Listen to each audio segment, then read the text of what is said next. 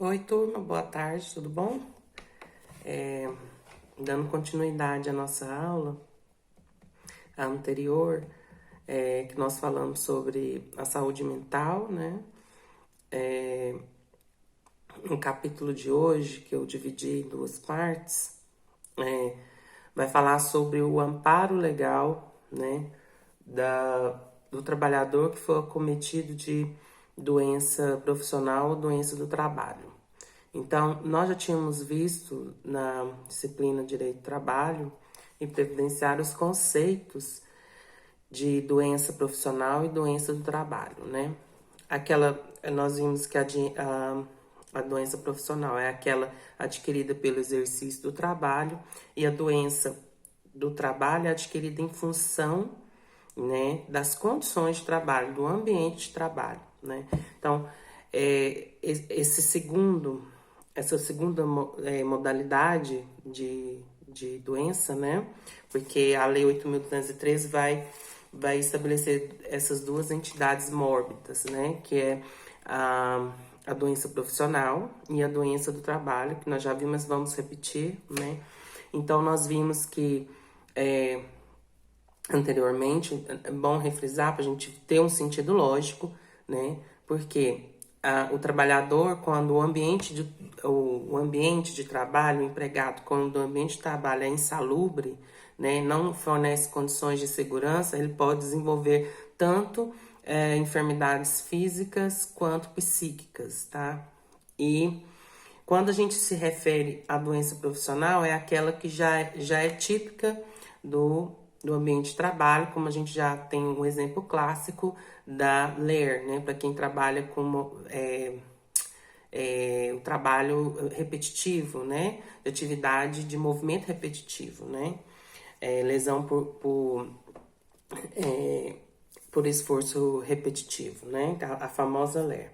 Então, a Lei 8.213 de 91 vai estabelecer como o Estado, no caso a Previdência Social, vai amparar esse trabalhador, né? Nós vimos já no Direito do Trabalho, não custa repetir, porque se um trabalhador está num ambiente de trabalho insalubre ou perigoso e ele venha a acontecer um acidente de trabalho, lembrando que acidente de trabalho, essas duas modalidades são equiparadas a acidente de trabalho, seja a doença profissional, seja a doença do trabalho. Então, elas são equiparadas a acidente de trabalho. Então, esse trabalhador, esse empregado, ele não pode ficar desamparado frente à sociedade, porque a gente sabe que a sua força de trabalho é o que o mantém e a sua família, inclusive. Nessa lei também vai dizer quais são as doenças que não são consideradas doenças do trabalho, né? Ou seja, não vai ensejar amparo social, amparo do governo, amparo da Previdência Social. Ele vai elencar 4: as degenerativas, de grupo etário, que não produzem capacidade, e as endêmicas, que é relacionada a doenças de determinada região, típica de determinada região, grupo etário em relação à idade. Outro fato que ele vai dizer lá no texto também é que são considerados também acidente de trabalho, doença do trabalho, não aquelas doenças diretamente ligadas ao exercício da função, mas também de forma indireta contribuíram para o agravamento da doença, tá?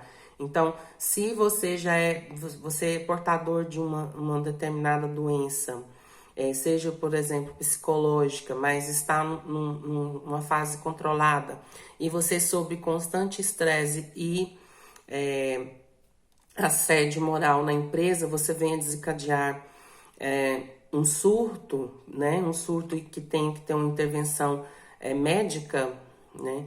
Então, isso é um agravamento. Então, o empregador ele vai ser responsabilizado também pelo agravamento da doença, ainda que ela seja, seja no caso, assim, pré-existente, mas no sentido de que ela já estivesse, vamos supor, controlada.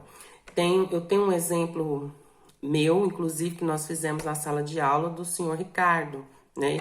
Que o senhor Ricardo sempre trabalhou com a atividade que exigia esforço físico, né? Então ele carregava mercadorias muito pesadas e ele já tinha desenvolvido já tinha lesionado um pouco a sua coluna, e nessa outra empresa ele não participou do curso, né, fornecido pela CIPA, ele não utilizava, porque a empresa não forneceu equipamentos de proteção individual adequado. Então, como ele não teve curso também, os que ele tinha não sabia manusear, não sabia como utilizar corretamente.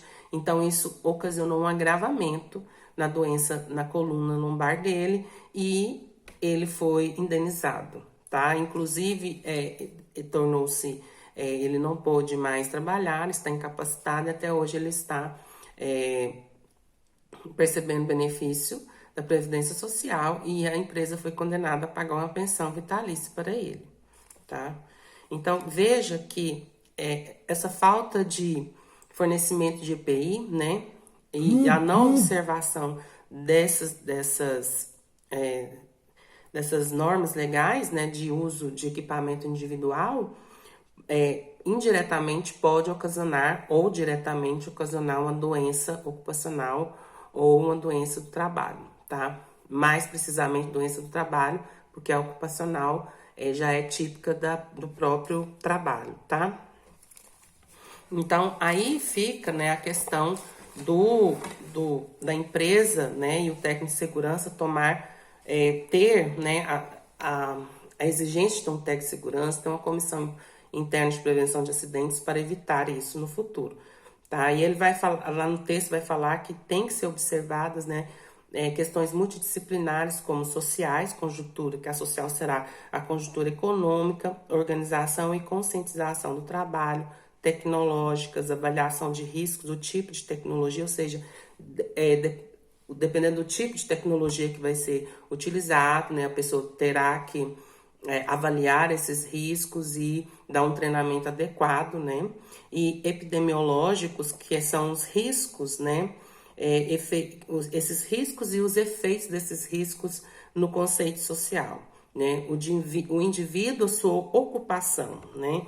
Então, esse epidemiológico fazer essa análise entre o indivíduo e o risco que essa atividade vai proporcionar a ele, né? E fazer já uma avaliação prévia de como lidar com isso, tá?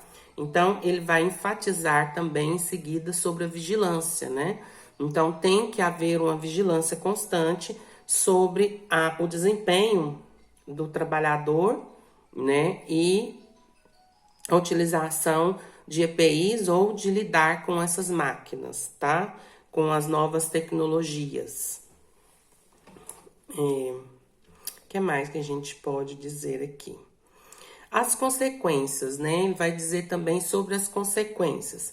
Nós vimos também no direito do trabalho previdenciário que essas consequências, a gente já disse um pouco delas, né? Que o empregador pode ser responsabilizado, mas principalmente, né, aquela questão dos 15 dias de afastamento, né, que vai ficar por conta do empregador, e a partir do 16º dia vai ser por conta da Previdência Social, né, com a percepção do auxílio-doença, tá? E que nesse período o empregado não poderá ser mandado embora quando for acidente, doença profissional ou doença do trabalho, generalizando acidente do trabalho, né, porque ele vai gozar de estabilidade, né, inclusive quando ele retornar. Então, é garantida a ele essa estabilidade no emprego, tá? Também tem o fato que nós vimos lá, que se ele perceber mais de 6 meses de benefício previdenciário, seja acidente de trabalho, ele vai perder o direito às férias, mas e se ele ficar por mais de 6 meses, né, afastado pelo INSS, percebendo o benefício da Previdência, tá?